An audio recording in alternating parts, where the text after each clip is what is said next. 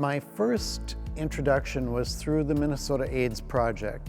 So being part of the gay community and feeling that I really wanted to do something impactful, something that I thought I could actually contribute, I became an AIDS buddy.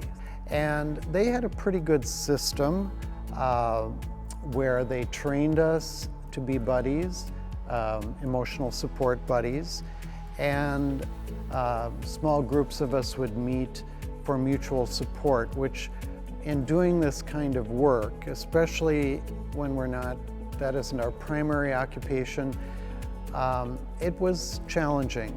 And to stay strong, to stay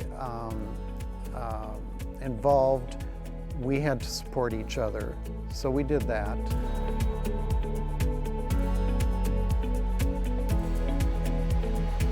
It entailed just kind of companioning people living with AIDS. And so we would get assigned to people in all stages of the disease. But of course, in those years, in the, let's say, mid-'80s, it was, people weren't around a long time. People covered in Kaposi sarcoma lesions, so they would have these very unsightly lesions all over their body, and they would be thin, and it was some of those folks, and then others who we'd meet earlier on in the course of their disease, and we'd be with them quite a while, and we'd get to know them and befriend them. This was before St. Joan of Arc, before I was a member here, before we established Grace House. So at that time, Brother Louis Blenkner, who was a monk from St. John's Abbey, had a house in South Minneapolis. My guy happened to end up there in his final weeks. So I would visit him at Brother Louis', and he ultimately passed away there. And I was privileged to be with him. None of his family could make it in time the night that he died, but I was there, and a particular privilege and honor to be with him as he took his final breaths. And it was around that time that Brother Louis became seriously ill, had a heart attack, and was out of commission. So I was both a volunteer with Minnesota AIDS Project and the Archdiocesan AIDS Ministry. Sister Joanne Lucid, who was our fearless leader at that time, called some of us volunteers and said, Brother Louis has suffered a serious heart attack and he won't be there. We've got to staff his house around the clock because Brother Louis did it all. So some of us spent nights, overnight at Brother Louis', staffing the place, listening for IV pumps to go off in the middle of the night or whatever was needed.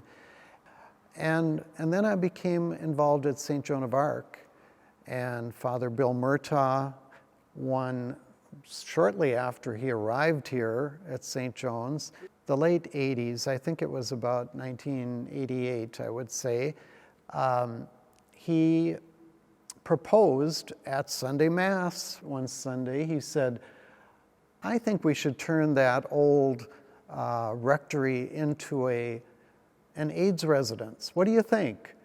He's proposing this during, as he was speaking at Mass, and people thought it was a great idea, lots of enthusiasm.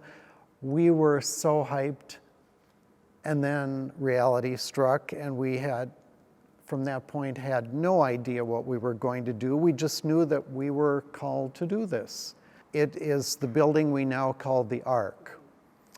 That building was not in great repair, so we had to have many, many meetings about how we were going to do this, what model would we use? And Brother Louis was a pretty good model to start with. The parish stepped up and we remodeled the place. We had people who did building remodeling, painting, all kinds of things, and we made Grace House into a wonderful residence for three people living with AIDS. And so those of us who were active in that ministry became caregivers. We became buddies. Some of us made meals and served meals. Some of us did overnight shifts and did whatever we needed to make life comfortable for people living at Grace House. It was a wonderful experience, a wonderful coming together of this community, just an amazing expression of all of the talent and the spirit, the God-infused spirit in this community. Now, I didn't hear a lot of this, but I heard reports that there were some people questioning in the neighborhood. And we didn't know a lot in those years. It was thought to be the gay cancer, the gay disease. So it was affecting those people. Well, I happened to be of that community. It felt very much my people who were being affected. As I recall, we tried to engage the community at large. We invited them into our meetings, our planning, so that they felt comfortable that what we were planning for that building and that space would be doable, would not impact their lives. So we tried to work against their fears and their apprehensions. And I think we were successful in that ultimately. So Grace House came into being, and again, in those years, people didn't always live so long. So we had a number of folks who came and lived there and died there. But to be able to offer them a home, a shelter, it was so much more than just a shelter and meals. It was a real home with real caring individuals. And to be part of this whole community effort, it was outstanding. It was just wonderful. Being part of a Catholic church was a sort of countercultural thing in the gay community, because we weren't always sure there'd be acceptance. And yet at St. Joan of Arc, we found acceptance. We found much more than that. We found a community, a family here. Gay people, I think at that time we had many, many people coming here looking for a spiritual home, and they found it. And they felt not only enriched and welcomed and supported, but they felt as though they were valued, active members of this community. So it provided a spiritual home, but also just a wonderful way to contribute to people who were living with this horrible disease. And in those days, in the early days, they were dying. It was a death sentence. There was a lot of fear and apprehension. And to find a community like St. Joan of Arc that dealt with that fear in a an educated way, but not one based in fear, but in love. It took people connecting heart to heart, and some of those people became dear friends.